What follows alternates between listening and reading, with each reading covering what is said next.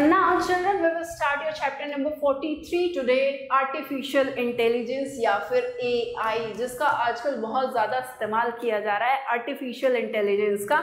देखो क्या है artificial intelligence? AI refers to computer system designed to perform tasks that normally requires human intelligence such as recognizing speech, making decisions and problem solving। अब AI क्या है? AI आपका एक computer system है जो इस तरीके से डिज़ाइन किया गया है कि वो आपका जितना भी ह्यूमन इंटेलिजेंस को यूज़ करके क्या किया जा सके, जितने भी टास्क हैं उनको परफॉर्म किया जा सके, यानी कि ह्यूमन नहीं कर रहा उस काम को, वो एक ऐसा कंप्यूटर सिस्टम है जो इस तरीके से डिज़ाइन किया गया है कि जिस तरीके से ह्यूमन इंटेलिजेंस हम लोग सोच के समझ के जिस तरीके से कोई भी काम करते हैं उस तरीके से वो कंप्यूटर सिस्टम काम कर रहा है। नाउ जैसे कि उसमें क्या क्या आता है, रिकॉग्नाइजिंग स्पीच यानी कि बातचीत करने को, उसको क्या करना, पहचानना, डिसीजन बनाना खुद से, और सारी ही प्रॉब्लम्स को क्या करना, सॉल्व करना। इस तरीके की टास्क जो है वो खुद से क्या कर सकता है, परफॉर्म कर सकता है ह्यूमन इंटेलिजेंस का यूज़ करके। Now AI technology is used in many areas from virtual assistant like to recommendation system on streaming platforms।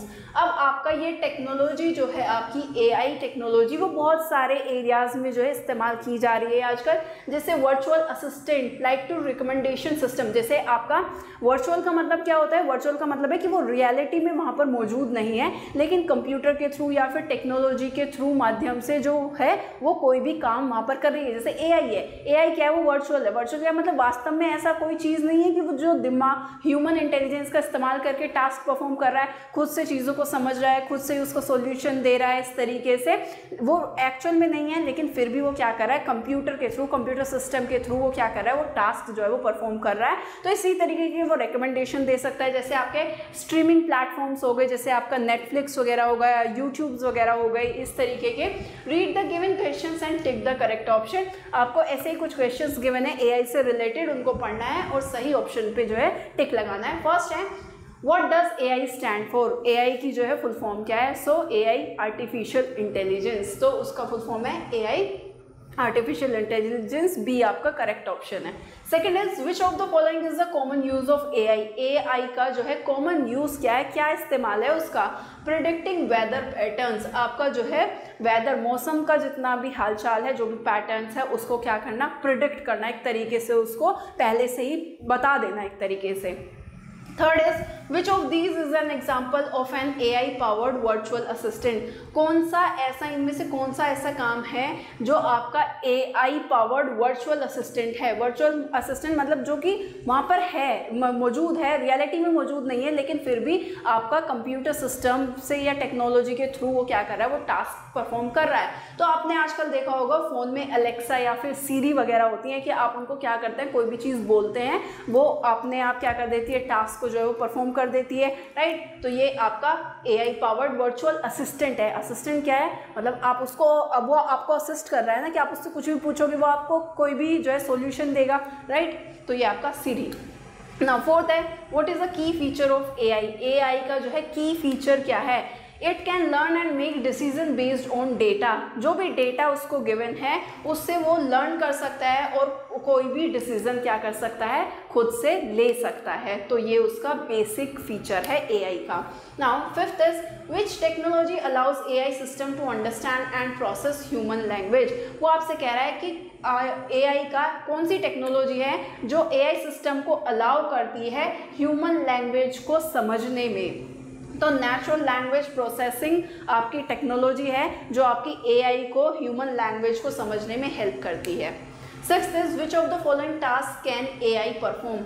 AI इनमें से कौन सा टास्क जो है वो परफॉर्म कर सकता है? तो sorting and analysing large amount of data, यानी कि अगर बहुत ज़्यादा लार्ज अमाउंट में कोई भी डेटा है तो उसको छोटा कर सकता है और उसको क्या कर सकता है, मतलब उसको पूरे इतने बड़े डेटा को एनालाइज करके उसको शॉर्ट में आपको वो दे सकता है करके। Seventh is how do AI systems learn from their experience? जो AI सिस्टम्स हैं वो अपने एक्सपीरियंस से, अपने अनुभव से किस तरीके से जो है वो सीखता है? So through practice and repetition.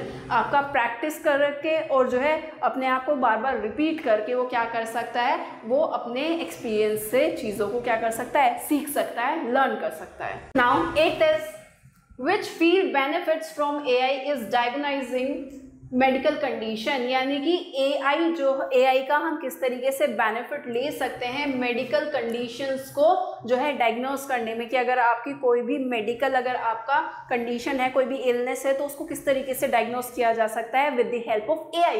तो हेल्थ केयर में यानी कि स्वास्थ्य से रिलेटेड जितनी भी जो है चीज़ें हैं उसमें AI का इस्तेमाल करके जो है कोई भी आपकी मेडिकल कंडीशन जो है उसको डायग्नोस किया जा सकता है। Ninth is what type of AI is used in self-driving cars to make decisions on the road। अब आजकल जो है ऑटोमेटिक कार्स वगैरह आ गई हैं, पहले मैनुअल हुआ करती थी, आजकल ऑटोमेटिक कार्स वगैरह आ गई हैं। तो वो आपसे कह रहा है कि जितनी भी सेल्फ ड्राइविंग कार्स हैं आपकी, उसमें कौन से तरीके का AI का इस्तेमाल किया जाता है कि वो रोड पे खुद से डिसीजन ले सके। सो नैरो AI का इस्तेमाल किया जा सकता है उसके अंदर, कि वो खुद से ही ब्रेक लगाती है या गियर वगैरह खुद से ही चेंज कर लेती है।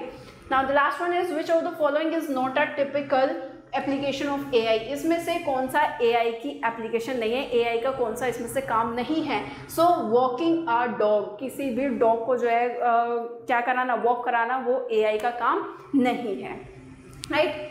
सो now if you want to note down then you can note down also. ये चैप्टर आपका यहीं पे खत्म हो जाता है।